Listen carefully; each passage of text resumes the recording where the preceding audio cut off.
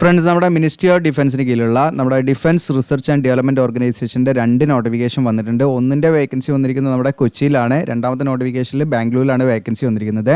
അപ്പോൾ ഇതിലേക്ക് വിളിച്ചിരിക്കുന്നത് JRF ആണ്. അപ്പോൾ മന്ത്ലി നമുക്ക് സ്റ്റൈപ്പൻ്റ് ആയിട്ട് നമുക്കൊരു 40,000 അതിന് മുകളിലൊക്കെ ആയിട്ട് കിട്ടുന്നതാണ്. അപ്പോൾ നിങ്ങൾക്ക് JRF ഒക്കെ നിങ്ങളുടെ കൂട്ടുകാരാരെങ്കിലൊക്കെ JRF കൊടുക്കണം എന്നൊക്കെ താല്പര്യമുള്ളവരുണ്ടെങ്കിൽ അവർക്കൊക്കെ വീഡിയോ ഒന്ന് നിങ്ങൾ സജസ്റ്റ് ചെയ്യുക. അതോടൊപ്പം നിങ്ങൾ വീഡിയോ സബ്സ്ക്രൈബ് ചെയ്യുക. നമ്മുടെ സബ്സ്ക്രൈബർ കൗണ്ട് ഇപ്പോൾ നമുക്ക് 62.6K ആയിട്ടുണ്ട്. ജസ്റ്റ് നിങ്ങളൊന്ന് സബ്സ്ക്രൈബ് 1 ലാഖിലേക്ക് പെട്ടെന്ന് തന്നെ നമ്മുടെ ചാനലിൽ എത്തിക്കുക.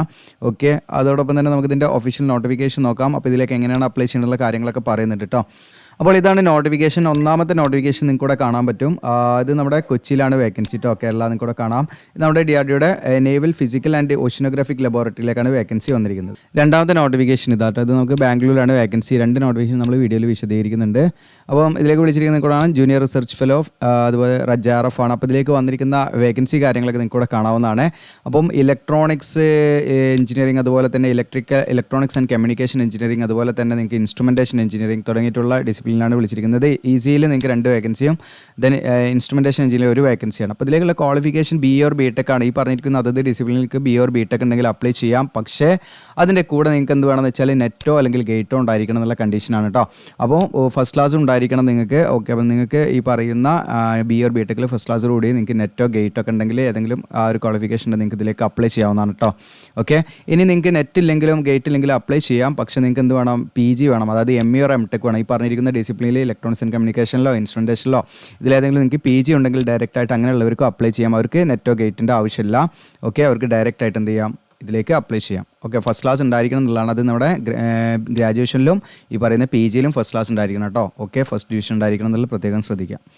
ഇനി അടുത്തത് കമ്പ്യൂട്ടർ സയൻസ് എഞ്ചിനീയറിംഗ്. ഇതുപോലെ തന്നെ ഇത് വേക്കൻസി ആൻറ്റിസിപ്പേറ്റഡ് ആണ്. നിങ്ങൾക്ക് പ്രതീക്ഷിത വേക്കൻസികളാണ്. അപ്പോൾ അതിനനുസരിച്ച് അതിലേക്ക് ഉദ്യോഗാർത്ഥികളെ വിളിക്കുകയാണ് ചെയ്യാം. അപ്പോൾ ഇതിൽ നിങ്ങൾക്ക് ഈ പറയുന്ന കമ്പ്യൂട്ടർ സയൻസിൽ ഫസ്റ്റ് ഡിവിഷനോടുകൂടി നിങ്ങൾക്ക് എന്താണ് നെറ്റും ഗേറ്റും ഉണ്ടായിരിക്കണം. അതോടൊപ്പം തന്നെ BA or BTech കഴിഞ്ഞവർക്ക് അപ്ലൈ ചെയ്യാൻ.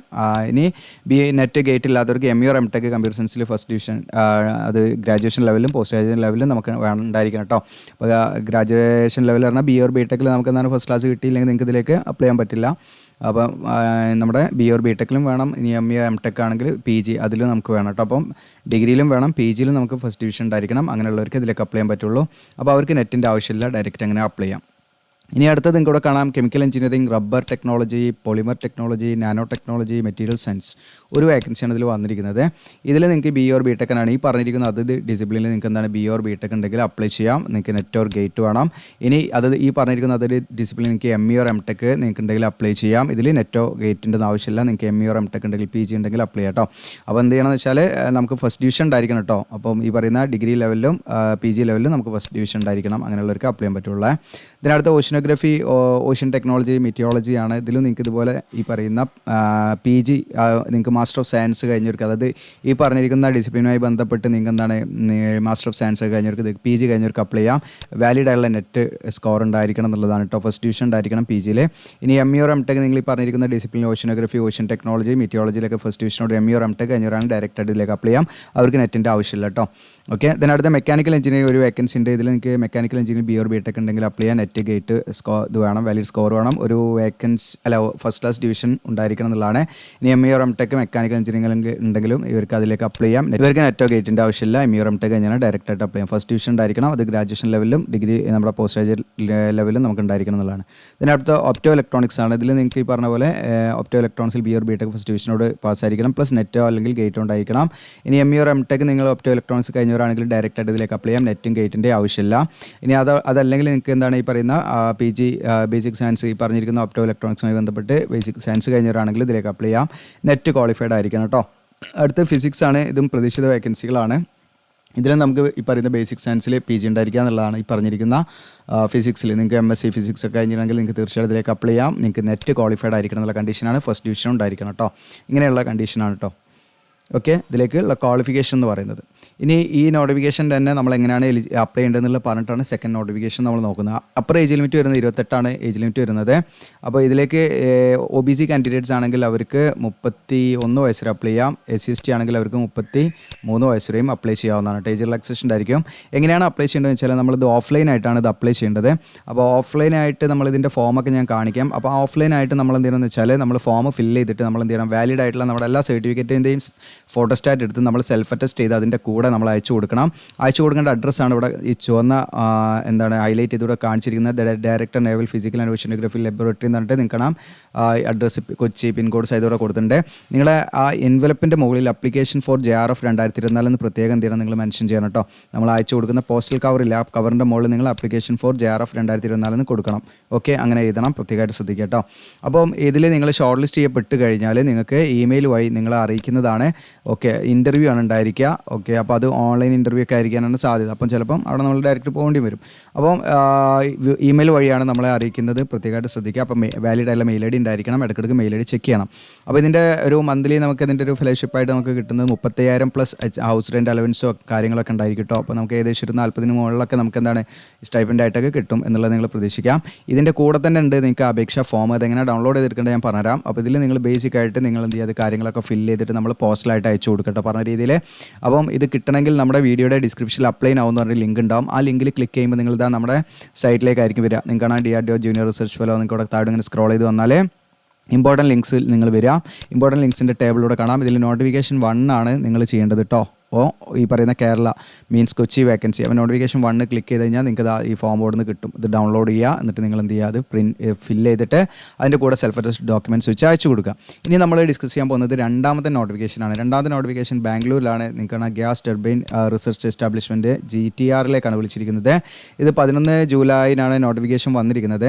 ഇതിൽ നമുക്ക് ജൂനിയർ റിസർച്ച് ഫെലോ എന്ന് പറയുന്ന വേക്കൻസി എന്നാണ് വന്നിരിക്കുന്നത്. അപ്പോൾ ഇതിൽ വന്നിരിക്കുന്ന ഡിസിപ്ലിൻ നിങ്ങൾക്ക് ഇവിടെ കാണാം, മെക്കാനിക്കൽ എഞ്ചിനീയറിംഗ്. അപ്പോൾ രണ്ടിലേക്കും നിങ്ങൾക്ക് അപ്ലൈ ചെയ്യാം കേട്ടോ, സെപ്പറേറ്റ് ആയിട്ട് തന്നെ നമ്മൾ അപ്ലൈ ചെയ്യണം. Then aeronautical or airspace engineering, അതുപോലെ electronics and communication, electronics and instrumentation engineering, computer science, computer engineering, information technology, information science or data science തുല്യമായിട്ടുള്ള ക്വാളിഫിക്കേഷൻ ഉള്ളവർക്കൊക്കെ ഇതിലേക്ക് എന്ത് ചെയ്യാം, അപ്ലൈ ചെയ്യാം. അത് ജസ്റ്റ് BA or BTech ഉണ്ടായിരിക്കുക എന്നുള്ളതാണ്. ഗേറ്റ് ഉണ്ടായിരിക്കണം. ഇനി MA or MTech ഉള്ളവർക്ക് ഇതിലേക്ക് അപ്ലൈ ചെയ്യാം. ഇതൊക്കെ ഫസ്റ്റ് ക്ലാസ് ഉണ്ടായിരിക്കണമെങ്കിൽ ഫസ്റ്റ് ഡിവിഷൻ ഉണ്ടായിരിക്കണം എന്നുള്ള കണ്ടീഷനാണ് കേട്ടോ. BA or BTech ആണെങ്കിലും MA or MTech ആണെങ്കിലും. MA or MTech ആണെങ്കിൽ അവർക്ക് ഗേറ്റ് വേണ്ട എന്നുള്ളതാണ്. അപ്പോൾ ഗേറ്റിൻ്റെ ആവശ്യമില്ല, ഗേറ്റിൻ്റെ സ്കോർ അവർക്ക് ആവശ്യമില്ല, പ്രത്യേകം ശ്രദ്ധിക്കുക. അപ്പോൾ MA or MTech ഉണ്ടെങ്കിൽ അവർക്ക് ഡയറക്റ്റായിട്ട് അപ്ലൈ ചെയ്യാം. പക്ഷേ അവരുടെ ഗ്രാജുവേഷൻ ലെവലിലും പോസ്റ്റ് ഗ്രാജുവേറ്റ് ലെവലിലും അവർക്ക് എന്താണ് ഫസ്റ്റ് ഡിവിഷൻ ഉണ്ടായിരിക്കണം കേട്ടോ അവരുടെ ക്വാളിഫിക്കേഷനിൽ. അപ്പോൾ അത് പ്രത്യേകം ശ്രദ്ധിക്കുക. ഇനി ഇവിടെ നിങ്ങൾ ശ്രദ്ധിക്കേണ്ട വെച്ചാൽ ഗേറ്റിൻ്റെ വാലിഡിറ്റി ഇവിടെ പറയുന്നുണ്ട് 2022, 23, 24 ഈ പറയുന്ന വർഷങ്ങളിൽ ഗേറ്റ് എന്താണ് ക്വാളിഫൈ ചെയ്തവർക്ക് മാത്രമേ ഇതിലേക്ക് അപ്ലൈ ചെയ്യാൻ പറ്റൂ കേട്ടോ. 2021 കഴിഞ്ഞവർക്ക് ഇതിലേക്ക് അപ്ലൈ ചെയ്യാൻ പറ്റില്ല, ക്വാളിഫൈ ചെയ്തവർക്ക് അപ്ലൈ ചെയ്യാൻ പറ്റില്ല കേട്ടോ. ഈ വർഷങ്ങളാണ് ഇതിൽ പ്രത്യേകം പറയുന്നത്. പക്ഷേ കൊച്ചിയിലുള്ള വേക്കൻസിയിലേക്ക് പ്രത്യേകമായിട്ട് അങ്ങനെ അവർ മെൻഷൻ ചെയ്തിട്ടില്ല. നിങ്ങൾ അപ്ലൈ ചെയ്തിട്ട് നോക്കാം കേട്ടോ. ഇനി ഇതിൽ അപ്പർ ഏജ് ലിമിറ്റ് എന്ന് പറയുന്നത് 28 ഏജ് ലിമിറ്റ്. ഞാൻ പറഞ്ഞു ഏജ് റിലാക്സേഷൻ ആയിരിക്കും. OBC ആണെങ്കിൽ 31, SC/ST ആണെങ്കിൽ 33 വയസ്സ് വരെ അപ്ലൈ ചെയ്യാവുന്നതാണ്. ദെൻ ഇതിൻ്റെ പീരീഡ് ഓഫ് ഡ്യൂറേഷനൊക്കെ ഇതിൽ കൊടുത്തിട്ടുണ്ട്. അപ്പോൾ നേരത്തെ പറഞ്ഞതാണെങ്കിലും ഇനിഷ്യലി 2-3 വർഷത്തേക്കാണ് നിയമിക്കുക. പിന്നെ അത് വേണമെങ്കിൽ എക്സ്റ്റെൻഡ് ചെയ്യാവുന്നതാണ് കേട്ടോ. ഓക്കെ, പിന്നെ നമുക്ക് ഇതിൻ്റെ കൂടെ PhD ഒക്കെ ചെയ്യണമെന്ന് ആഗ്രഹമുള്ളവർക്ക് അതൊക്കെ ചെയ്യാവുന്ന ആ ഒരു സ്കോപ്പും കാര്യങ്ങളൊക്കെ ഇതിലുണ്ട്. ഒക്കെ നിങ്ങൾക്ക് അറിയാമല്ലോ JRFനെ കുറിച്ചിട്ട്. ഇനി ഇതിൽ നിങ്ങൾക്ക് ഇതിൻ്റെ സ്റ്റൈപ്പൻഡ് പറയുന്നത് നിങ്ങൾക്ക് കാണാം. ആദ്യത്തെ ഫസ്റ്റ് സെക്കൻഡ് ഇയർ ഒക്കെ ആണെങ്കിൽ 30,000 പെർ മന്ത്. പിന്നെ നിങ്ങൾക്ക് കണ്ടിൻജൻസി ഗ്രാൻഡ് എന്ന് പറഞ്ഞിട്ട് നിങ്ങൾക്ക് കുറച്ച് ഗ്രാൻറ്റുകളായിട്ട് അതായത് വിവിധ ഇതിൻ്റെ അടിസ്ഥാനത്തിലാണ് കേട്ടോ. അത് 15,000 മുതൽ ആ റേഞ്ചിലൊക്കെ ഉണ്ടാവും കേട്ടോ. ഓക്കെ, പെർ ആനുമാണ് പറയുന്നത്, ഒരു വർഷത്തേക്കാണത്. എക്സ്ട്രാ ഒരു നമുക്ക് എമൗണ്ട് ആയിട്ട് കിട്ടും. പിന്നെ നിങ്ങൾക്ക് തേർഡ് ഇയറിലേക്കാണ് നിങ്ങൾ പ്രവേശിച്ചതെങ്കിൽ നിങ്ങൾക്ക് അത് എക്സ്റ്റെൻഡ് ചെയ്ത് 3-ാമത്തെ വർഷക്കാണെങ്കിൽ 42,000 പെർ മന്ത്. ഇപ്പോൾ ഈ പറയുന്ന കണ്ടിൻജൻസി ഗ്രാൻഡ് നിങ്ങൾക്ക് 20,000 പെർ മന്ത് പെർ ആനം എന്നുള്ള ലെവലിൽ നിങ്ങൾക്ക് കിട്ടും. പിന്നെ HRA ബെനിഫിറ്റ്, മറ്റ് അലവൻസ് കാര്യങ്ങളൊക്കെ നിശ്ചിത റൂൾ പ്രകാരം ഉണ്ടായിരിക്കും എന്ന് പറയുന്നുണ്ട്. അപ്പോൾ ഇതിലേക്ക് നമ്മൾ അപ്ലൈ ചെയ്യേണ്ടത് ഓൺലൈനായിട്ടാണ് അപ്ലൈ ചെയ്യേണ്ടത്. എങ്ങനെ ഞാൻ കാണിക്കാം കേട്ടോ. അപ്പോൾ ഇതിൽ നമുക്ക് സ്റ്റാർട്ടിംഗ് ഡേറ്റ്, ഓൺലൈൻ അപേക്ഷയുടെ സ്റ്റാർട്ടിംഗ് ഡേറ്റ് 11th ജൂലൈ മുതൽ നിങ്ങൾക്ക് 31st ജൂലൈ വരെയാണ്.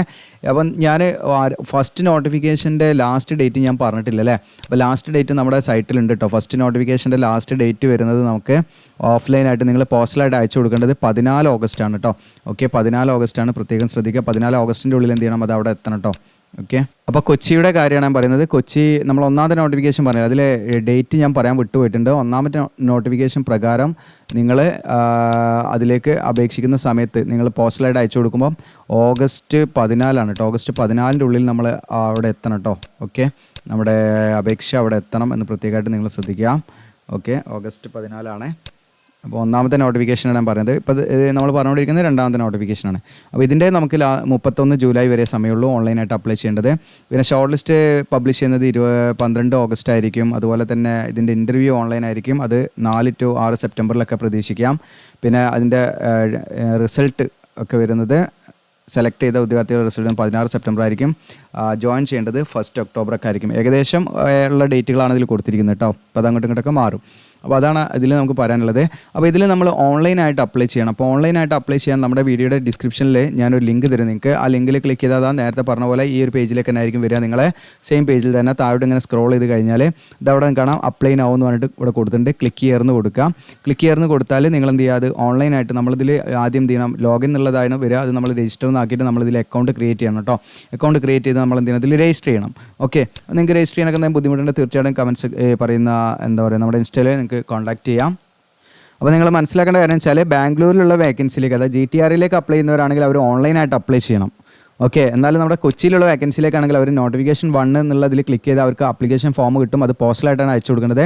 അയച്ചു കൊടുക്കേണ്ട അവസാന തീയതി ഞാൻ പറഞ്ഞു ഓഗസ്റ്റ് 14, നെക്സ്റ്റ് മന്ത് ഓഗസ്റ്റ് 14 എന്നുള്ളത് നിങ്ങൾ മനസ്സിലാക്കുക കേട്ടോ. ലാസ്റ്റ് ഡേറ്റ് അവിടെ എത്തേണ്ട അവസാന തീയതി പോസ്റ്റലായിട്ട് കേട്ടോ, കൊച്ചിയിൽ അവിടെ എത്തേണ്ട അഡ്രസ്സിൽ എത്തേണ്ട അവസാന തീയതി. ദെൻ രണ്ടാമത്തെ നോട്ടിഫിക്കേഷൻ നിങ്ങൾക്ക് ഇവിടുന്ന് ഡൗൺലോഡ് ചെയ്യാം. ഓക്കെ, ജസ്റ്റ് ഡൗൺലോഡ് ചെയ്യാവുന്നതാണ് നിങ്ങൾക്ക്. അതിലും നമുക്കൊരു അപേക്ഷാ ഫോം ഉണ്ട്. പിന്നെ ഇതിൻ്റെ കൂടെ നമുക്കൊരു അപേക്ഷാ ഫോം ഉണ്ട്. അതായത് ബാംഗ്ലൂരിലുള്ള GTR അപ്ലൈ ചെയ്യുന്നവർക്ക് ഒരു അപേക്ഷാ ഫോം ഉണ്ട്. അത് നമ്മൾ ഈ പറയുന്ന ഡോക്യുമെൻറ്റ് വെരിഫിക്കേഷൻ്റെ സമയത്ത് ഫില്ല് ചെയ്ത് കൊണ്ടുപോയാൽ മതി. ഇപ്പം നമുക്ക് ആവശ്യമില്ല. ഇപ്പം നമ്മൾ ഓൺലൈനായിട്ടാണ് ഫില്ല് ചെയ്യേണ്ടത് കേട്ടോ. ഓക്കെ, GTR അപ്ലൈ ചെയ്യുന്നവരെ അപ്പോൾ അത് ഡോക്യുമെൻറ്റ് വെരിഫിക്കേഷൻ്റെ സമയത്ത് നിങ്ങൾ ചെയ്താൽ മതി. നിങ്ങൾ സെലക്ട് ആയി കഴിഞ്ഞാൽ ഡോക്യുമെൻറ്റ് വെരിഫിക്കേഷൻ്റെ സമയം ഉണ്ടാവും. അപ്പോൾ ആ സമയത്ത് നിങ്ങൾ കൊണ്ടുപോകാം. അപ്പോൾ ഇത്രയാണ്. ഇതിൽ നിങ്ങൾക്ക് എന്തെങ്കിലും ഡൗട്ടോ കാര്യമുണ്ട് തീർച്ചയായിട്ടും കമൻറ്റ് സെക്ഷനിൽ ചോദിക്കുക. അപ്പോൾ നിങ്ങൾക്കുള്ള ആവശ്യമുള്ള ലിങ്ക് നമ്മുടെ അപ്ലൈ ആവുന്നുള്ള ലിങ്കിൽ ക്ലിക്ക് ചെയ്താൽ നിങ്ങൾക്ക് ഇതാ ഈ ഇമ്പോർട്ടൻറ്റ് ലിങ്ക്സിലേക്ക് വന്നിട്ട് നിങ്ങൾക്ക് ആവശ്യമുള്ള കാര്യങ്ങളൊക്കെ തന്നെ ഡൗൺലോഡ് ചെയ്ത് ചെക്ക് ചെയ്യാവുന്നതാണ്. നോട്ടിഫിക്കേഷനൊക്കെ റീഡ് ചെയ്യാവുന്നതാണ്. അപ്പോൾ ഇത് മാക്സിമം നിങ്ങളുടെ കൂട്ടുകാരിലേക്ക് ഒന്ന് ഷെയർ ചെയ്യുക, സബ്സ്ക്രൈബ് ചെയ്യുക, ലൈക്ക് ചെയ്യുക. താങ്ക്